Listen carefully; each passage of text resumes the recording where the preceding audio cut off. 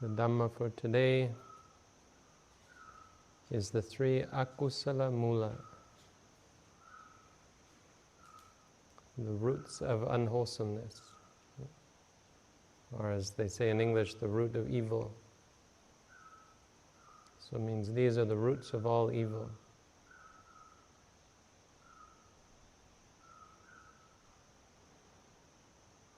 Any evil that arises in the world is rooted in these three things. The three roots of all evil are greed, lobha, greed, dosa, anger, and moha, delusion. Lobha, dosa, moha. An essential aspect of the Buddha's teaching. Meaning is, there's no other source of evil in the world. Anything else that we point to as a source of evil is only an instrument, you could say, of evil. It means that evil only exists in the hearts of individual beings. Anything else that you might point to outside in the external world as evil, it's only evil in conjunction with the qualities of mind that create it or that react to it. So first, let's talk about what we mean by evil, or akusala. Akusala doesn't mean literally evil, but that's the idea. It doesn't matter which word you use. You can use different words as long as you explain what you mean. Akusala means unwholesome or even unskillful in certain instances. Bad is the idea. So what is considered bad in Buddhism? Why do we consider that greed, anger, and delusion are bad, and how do we determine that they're bad? What is the qualification that something has to possess in order to be unwholesome, evil, bad? So in Buddhism, the simple answer is that it causes suffering. There's no external reliance on God or any source of authority.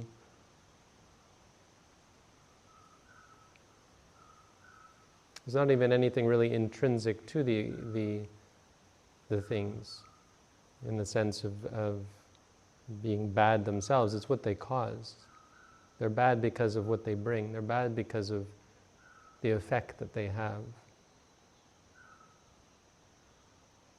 And so this is another strong claim. The first strong claim is that these are the only things that are evil. That's a bold claim. The next bold claim is these are also the only things that cause suffering, which is hard for most people to swallow. We think, well, there's many things that cause suffering. So again, it can be allowed that, depending how you mean by suffering, these aren't the only things that directly cause suffering. But without these three, suffering would cease, is the point. And there's nothing else you can say that about. So yes, you get stung by a bee, or you get a cramp, or you get sick, or you get old. These are all causes of suffering. But they only come about because of greed, anger, and delusion in an ultimate sense. Even birth only comes about because of greed, because of the three defilements, these three things. So that's the meaning of evil, is that they are the cause of suffering.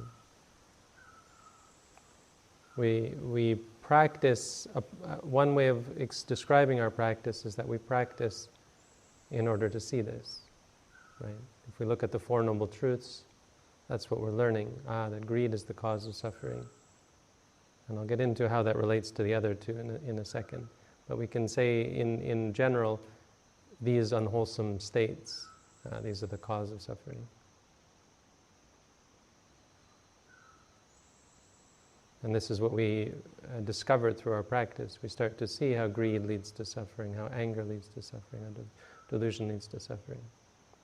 And that's what's meant by evil. As to what these are, again, we use words, and words have already existing meanings in the language, but we have to pick some word. And so we pick lobha, dosa, and moha, and in English we pick translations as greed, anger, and delusion. But you have to understand these are just words, and they don't mean exactly what they would mean in English, not exactly. Greed doesn't just mean a person who doesn't have enough money and who is going out of their way to take things from others. Greed means any attraction to anything, any sense of liking, desire. And so it covers a broad spectrum of experiences. Liking an experience of seeing or hearing, well, that's lobha.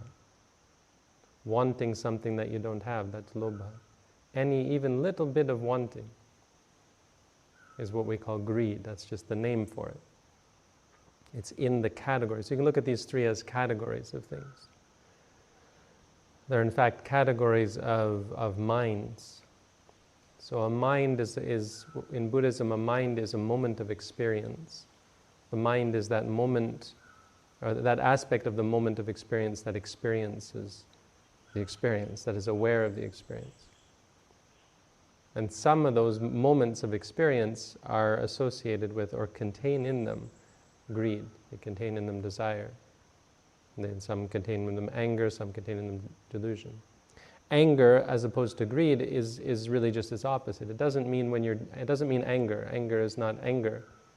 The word anger we use as a category to cover anger, but to also cover any kind of disliking whatsoever, any kind of aversion whatsoever.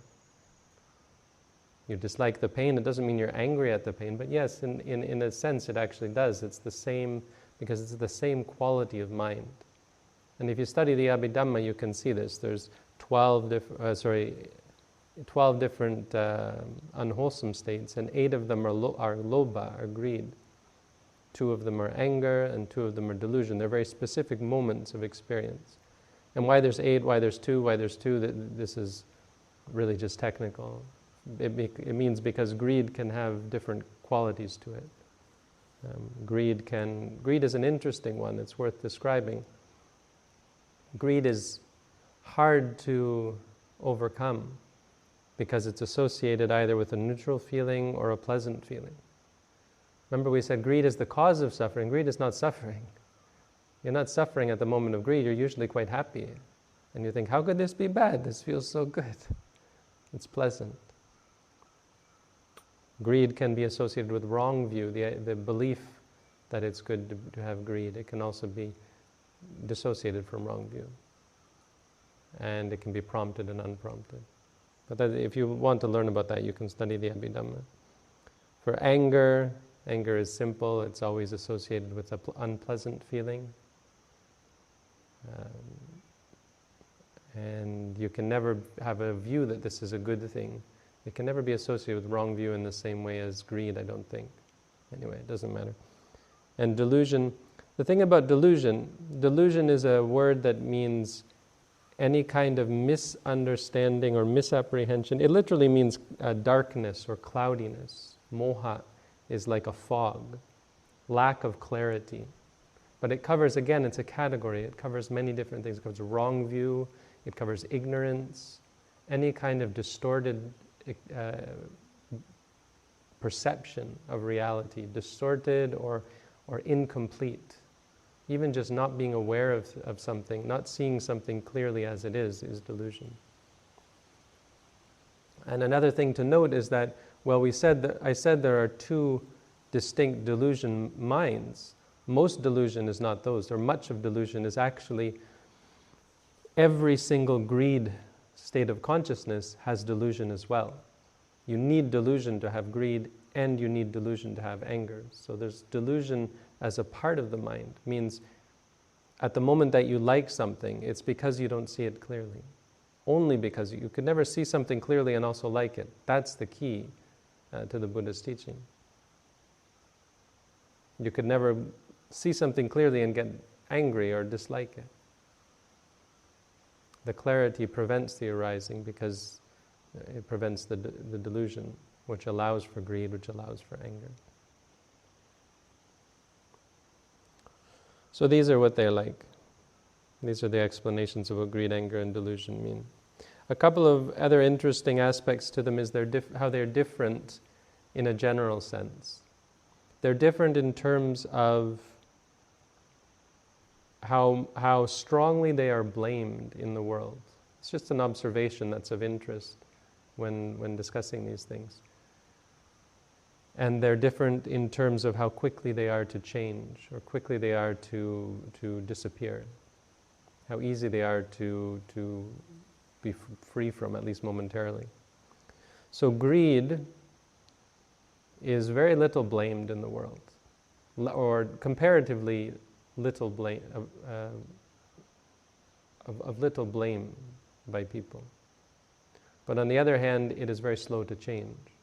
So if you think in the world, we're taught to be greedy, we're taught to consume, we're asked, which do you prefer? What kind of food do you like? Do you think this is beautiful? Am I beautiful? Am I handsome? Asking each other, do you like this dress? Do you like this shirt? Right? Our whole of our language as ordinary people is caught up, consumed by this. What games do you like? What television shows do you like? What music do you listen to?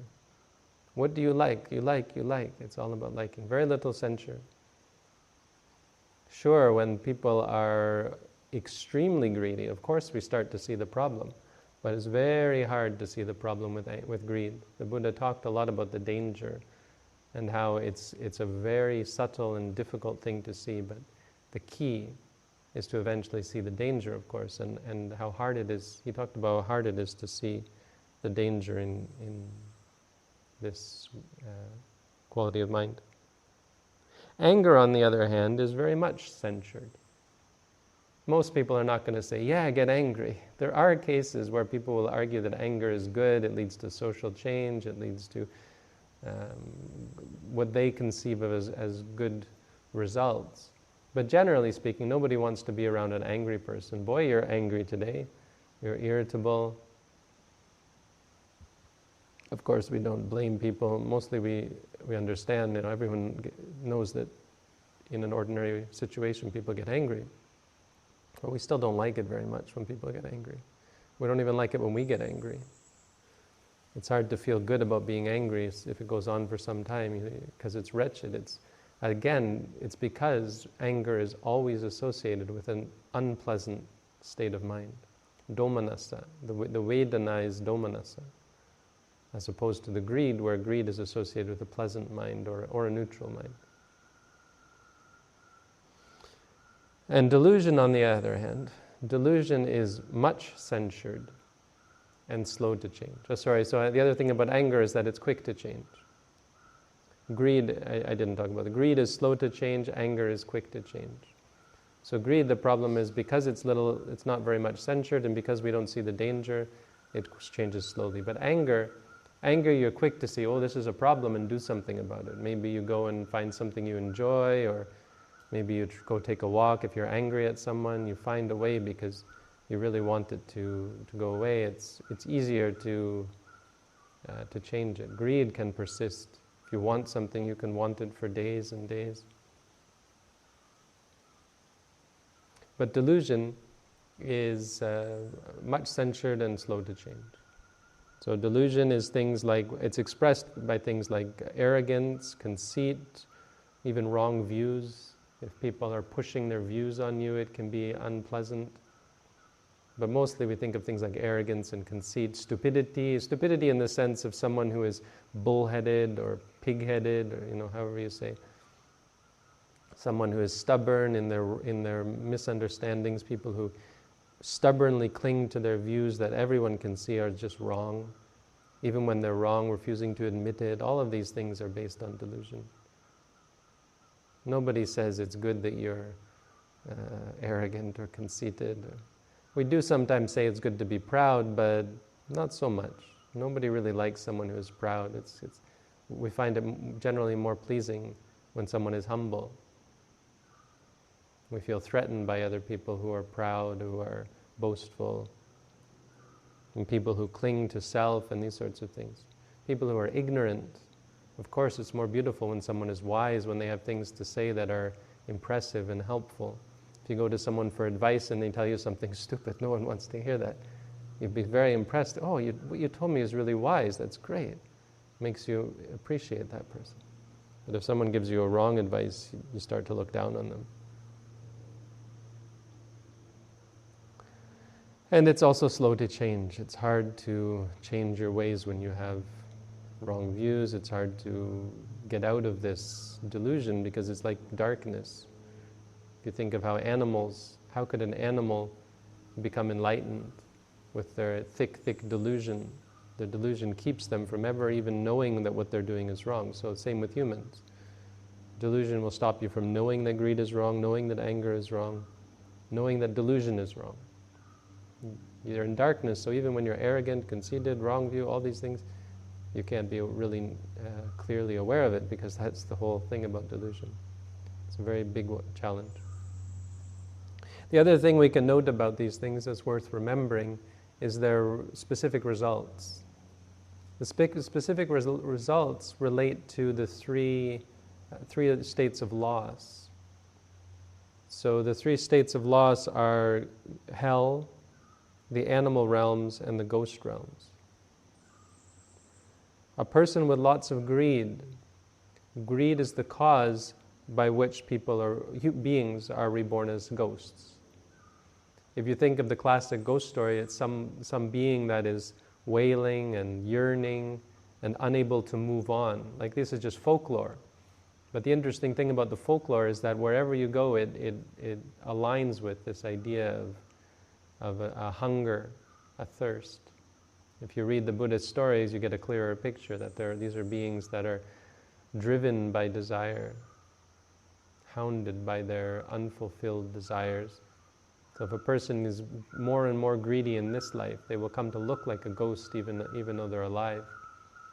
They will wither, they will become frail, they will become thin, or they'll become very fat, I suppose. But either way, they will be completely never being able to be satiated. And when they die, they're reborn as ghosts. Anger is the cause for being reborn in hell. So hell is a place of great suffering, of course, and you can see in a person who is angry, their face gets red like a demon, no? If you think of the classic folklore is that demons are red, well, in the West anyway.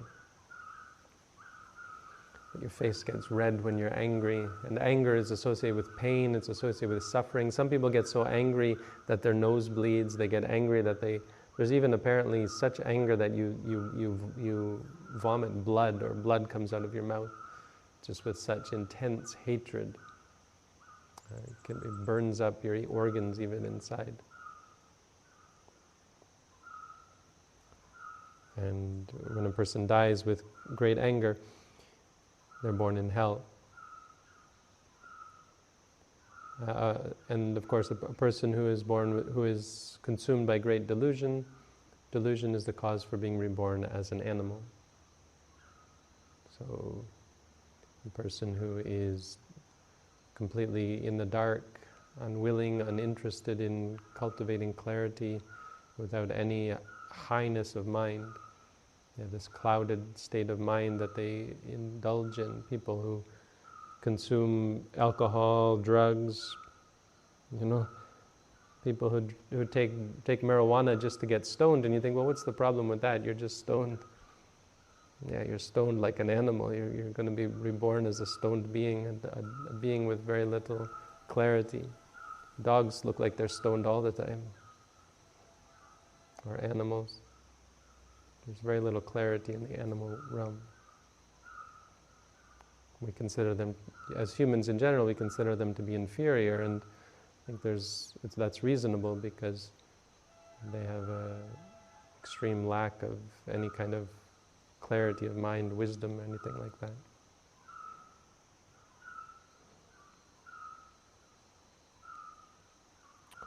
So that's in regards to where they lead. Now, they only really lead to these extremes of the hell realm, the animal realm, the ghost realm, if they relate to breaking the 5 precepts. So based on these three, if you go so far that you break the precepts, you break the precept out of anger by killing or so on, you break the precept out of greed by stealing and so on, you break the precept out of delusion by wrong view, it's not wrong, it's right, by justifying yourself, by creating all kinds of justification and that sort of thing, or belief in bad things. People who believe that animal sacrifice leads you to heaven, that sort of thing, delusion. Anything that leads you to break the 5 precepts, lying is a common one based on delusion. That will lead you to be reborn in the lower realms. So finally, talking about what we should do about this, what the practice is to free ourselves from these things. How these relate to our practice. Why should we learn about these things? Well, of course, we learn about them because of the cause of suffering. Okay, so how do we get rid of them? How do we end suffering, right? How does ending suffering relate to these 3? So there are 2 aspects of our practice that relates to these, directly to these 3 defilements, how we can describe our practice based on these 3 defilements. The first aspect is conventional or temporary, sort of the stopgap measures. The measures that exist outside of the Buddha's teaching even, but that were very much perfected or advanced in a way that never existed before by the Buddha. So this is in regards to the practice of samatha meditation. So with samatha meditation you can, or you might not even say samatha, but with ordinary types of meditation, where you, for example, cultivate an experience of the undesirability of things that you desire, especially the body. So the Buddha recognized that the body is the prime source of intense lust and greed, attraction to sexuality, sensuality, that sort of thing. And so he did teach his disciples quite regularly to pay attention to the actual nature of the body, to spend time considering the loathsomeness of the body. For example, that the hair on our head is like rice, but it's not rice growing fresh and green in fine dirt. It's growing in oil and flaky skin, just like you planted rice, but you planted it in a very smelly and greasy and slimy and unattractive place. Hair on the body is the same, with skin flaking off, and this hair in our armpits and in our groin area smells bad and gets oily and greasy and sweaty and so on.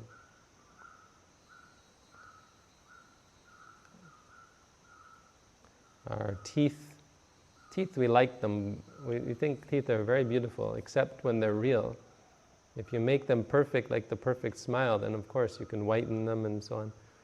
But that's all artificial. The truth about teeth is that they're covered in saliva, which can smell foul. They're caked with all kinds of disgusting remnants of food, so that when you floss your teeth, you can taste the rotting food. And you have to brush your teeth daily, or else they get yellow and they get cracked and eaten away by bacteria. They have blood vessels inside them, like nerves, and they're surrounded by blood and stuck in the gums. They're really not that attractive. But you only see that if you practice this type of practice. Otherwise, you look at a smile and say, you have great teeth. Nobody has great teeth. Our teeth are just like things that are just stuck in the grossest place you can imagine. Blood and bone and flesh and skin.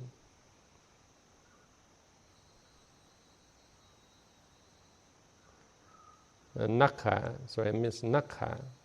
the nails. The nails on our body, we think we paint our nails, we clip our nails, we look at our hands, and we're kind of attracted to them. But the truth about the nails is as well, they're stuck in blood and skin, and they continue to grow. You have to constantly be cutting them. If you don't cut them, then stuff gets underneath them, and they turn yellow, and the dirt accumulates. And there's nothing really, they're kind of just another aspect of the loathsomeness of the body. And the skin as well, our skin on our bodies.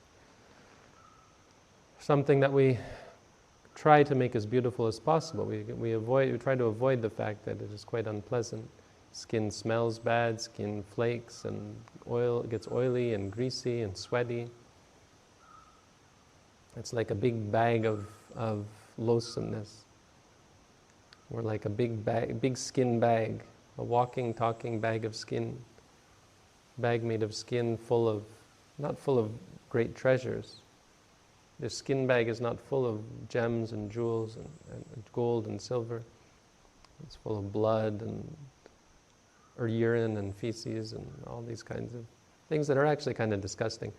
Now, this is just a conventional practice. Again, this isn't really touching on reality, because reality is there's nothing great or disgusting about the body. The body isn't even a thing that exists. There's only seeing and hearing and smelling and tasting and feeling and thinking. And if you smell something, you thinking it bad is only your perception of it. However, because we've got a perversion in one way, thinking the body is beautiful, we can counteract that. We can counteract the delusion that cultivates lust by focusing on the loathsomeness. Likewise, for anger, we can cultivate loving kindness, at least to free ourselves from anger towards other beings, to prevent the arising of anger towards other beings. If we spend time cultivating metta, we can free ourselves from the arising of this terrible mind state. Wishing for all beings to be happy, focusing on a being that you might have problems with, and slowly cultivating the ability to send them loving kindness. It's called the replacement with opposites, these two things. You replace something that's gone one way with something that sort of goes the other way, an opposite. As for delusion, well, the most obvious way that we counteract delusion in a conventional way is what we're doing here, or what we're doing in general when we study the Buddha's teaching. Our study, asking questions, receiving advice, associating with people who are knowledgeable, so that the talk is often about wholesome things. Just discussing these things, thinking about them, memorizing them, that sort of thing. These are all valuable practices. It's a valuable part of our cultivation of the Buddha's teaching. But to understand really how to free ourselves from these three, of course we have to go deeper, and of course we have to eventually come to practice Satipatthana Vipassana. So we have to understand these three in a relationship, and I mentioned this, how they relate to each other. I was going to talk about this. Greed, anger, and delusion. Greed, we know, is the cause of suffering, or the origin of suffering. Buddha used the word tanha, but it really means the greed. I mean, these are just different words. Tanha means thirst. So it's not suffering, but it's the cause. Greed is the cause of suffering. Or we could say it like this: greed is the problem. The problem is that we have greed. Greed isn't the consequences of the problem, but it's the problem. It's what's causing all of the suffering in our lives, right? That's what a problem does. A problem causes suffering. Anger is the result. So if greed is the problem, the result of that problem is that we get angry. The result, we would say, is suffering, but why do we suffer? We suffer because we want something and we don't get it. You can't always get what you want. And any time you don't get what you want, what is that? That's anger. Or that's disliking, however you want to say it. And where's delusion? Delusion is actually the cause of the greed. Delusion is why we crave things, why we cling to things. The Buddha said the first thing we have to learn is that nothing is, the first and last thing that we have to learn is that nothing is worth clinging to. Sabbe dhamma na lang abhinivesaya. No dhamma is worth clinging to. That's it. And that is freedom, that is an expression of freedom from delusion. So the truth is, we actually don't try to fix greed, and we don't try to fix anger. These two have a relationship with each other. Greed creates expectations, and anytime those expectations are not met, anger arises. That's where anger comes from. But greed is the root. Greed is why you get angry. You never get angry if you didn't have expectations that weren't met. If there wasn't things that you prefer over other things, if you didn't have this partiality. But neither one of them would arise if there were not delusion. And delusion is where we focus our attention. If you knew that the things that you cling to are not worth clinging to, then you would never give rise to clinging to them. So this is why the practice of mindfulness and the cultivation of vipassana, seeing clearly, is central to the Buddha's teaching, rather than, for example, metta or loathsomeness, asubha, loathsomeness.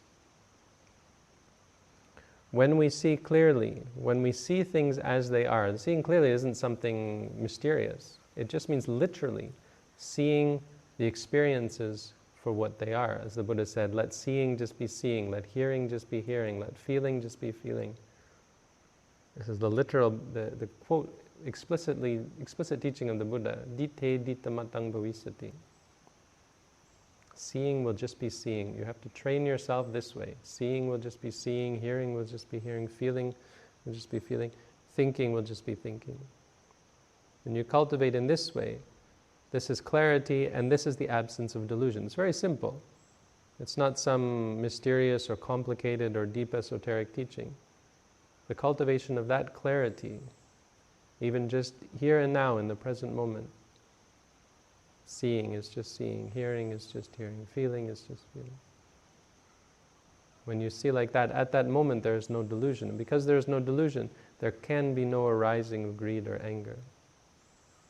Moreover, through that cultivation of clarity, there will come this profound shift of perception, where the things you thought were worth clinging to, you suddenly realize, or you slowly and eventually realize are not worth clinging to, until you understand nothing is worth clinging to. That understanding, not intellectually, but directly, experientially, is the point of goal, the goal, what do we call the pinnacle of the Buddha's teaching, the goal, the moment that we're aiming for. At that moment when we realize nothing is worth clinging to, that is the realization of the Four Noble Truths. And that is the moment that leads to enlightenment. The next moment will be an experience of cessation and freedom from suffering.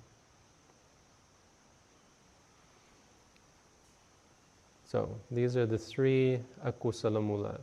The opposite three are called Kusalamūlani. And Kusalamūlani, we don't have to talk much about them because they're quite simple. It means the mind that is free from greed, free from anger, and free from delusion. It also specifically refers to volitional minds. So there are states of mind that don't have greed, don't have anger, and don't have delusion, but that's because they're a resultant. Anyway, that's just a technicality.